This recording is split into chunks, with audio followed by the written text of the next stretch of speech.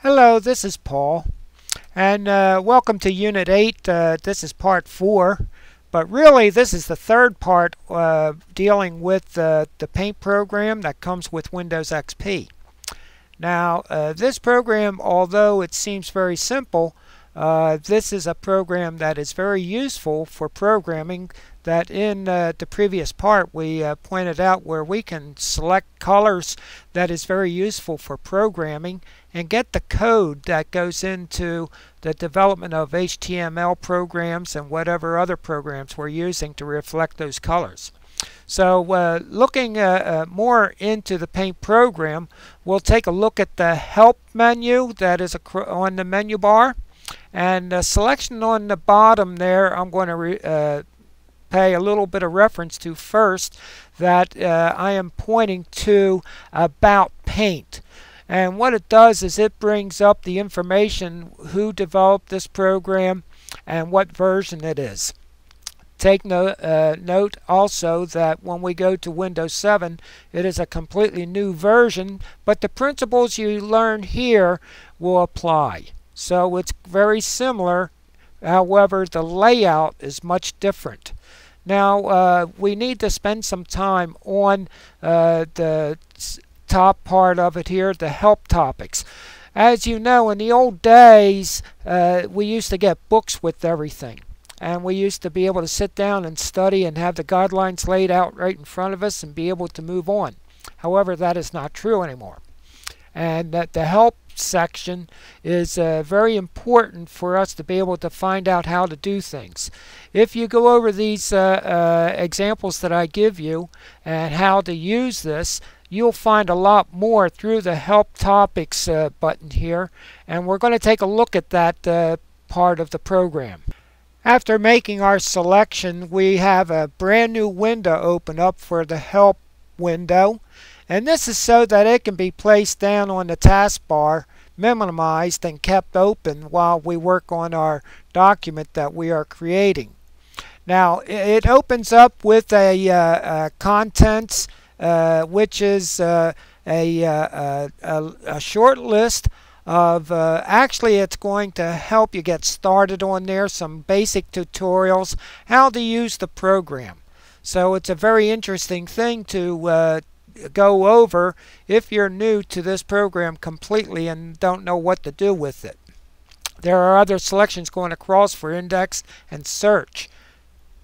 After making our selection on Paint, take notice that there are 5 selections to open, and we can select each one of them and be able to realize that we have a manual online, that we don't need a book open, but it is nice to have a book laying on the side for me.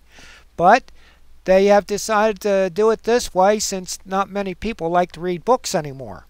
So the practice has been going universal to include the help to be extensive enough to replace the books that used to come with each program. If you click on any one of these, you'll get a detailed step-by-step how to use the Paint program. The center tab is the index, and when we select that that index, it'll give us another window to be able to make a request for what specific information we are looking for.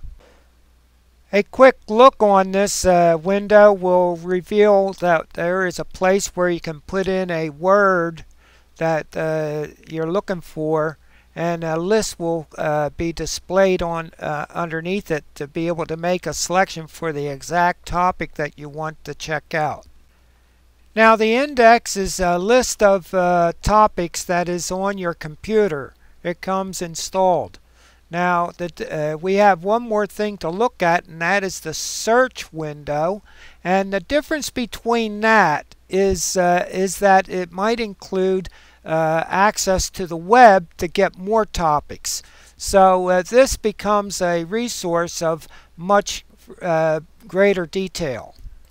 Looking at the search window, we take notice that the window in the middle will not have a list to start with, whereas the index window had a list of suggestions just to get started. Now what we do is we go to this window here and type in a topic that we're interested in. It'll use everything that's on the drive, but also go to the internet for more information. And when that list is populated, you'll be able to make a single selection and bring up the help that you desire. Looking back at the main program of Paint, I'd like to direct my attention to the toolbar that is on the right, and take notice I clicked on the A, which is for a text, and a window opens up that will be able to allow me to select a font that I desire. Next to that is a selection to be able to set the size that I want, and also if I want to bold, italics, or whatever I want to do with it. So that is the very start of using a text box. A quick look at the style that we want. Take notice that there is a drop down arrow to be able to make an easy selection, and once we click on that drop down arrow, we'll see the different fonts that are installed on the computer. Now we need to realize that every computer is different in this aspect. I have programs that has added certain fonts for their programs that came with it, and so I have quite an extensive list. But as you can see, it is an easy selection to pick the type of font that you want. After clicking on the font of our desire, it will be replacing the name at the top of the list there that is selected, and then we will proceed over to make a selection of the size that we want. Now once we can select the size of our font the same way, or we can even type in the size that we want if it's not on the list. It can be any number in between, and you can also use fractions. Now we type in the text that we want in there. I even included a second line there where I gave it a hard return. And you can type in anything you want, and take notice that it does take effect with what our selections were already. Going back to the toolbox, I now have circled what is called a spray can. And with this, I have used that spray can to draw a circle and a loop around my text. And as you can see, if you can just use your mouse, you could use this as a graffiti writer or something like that. Some very special effects. Now let's say I want to add some color to my project here. I'll go to the color palette on the bottom, and I have chosen the yellow to take place up here. I'll go to my paper here and click on what I want, and take notice of the effect. I wound up with a much stronger effect of the yellow overpowering everything, and my circle has disappeared and it's all filled in with yellow all over the place. Well, the reason for this is because I am unable to keep that color contained because there is no solid lines in there. In order for color to be contained, a solid line needs to be established. And that can be established by making a solid circle or putting in a design that we want. We are having a solid cover that we really don't want, so we press the undo from the edit menu, and we are restored back to the original.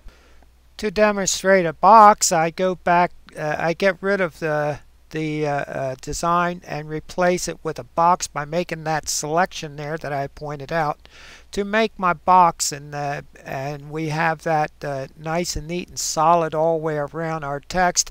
And now we can make a selection of different colors to be able to either make the fill or have the color on the outside of it. This is the end of this unit. It is getting a little bit too long, so we're going to have to take our break here. And be sure to go to the next segment, and we're going to talk about a couple more items. I need to remind you that this is part of a series that I'm teaching at at the church of the First Church of the Brethren in Harrisburg, Pennsylvania. And if you send me an email for any questions on these subjects that I am teaching, I'll be very happy to reply. And but this demonstration does not constitute for attendance at the church, where we are giving away computers after 10 different lessons. So if you're interested in a program and being able to have a free computer, be sure to come and pick up some information.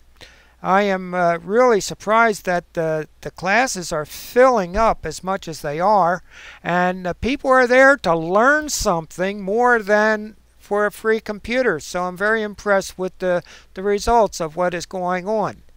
And if there is any way I can extend this help to you in other areas of the country, why, I'll be glad to answer your emails. And when you're finished with this, be sure to go on to number 5.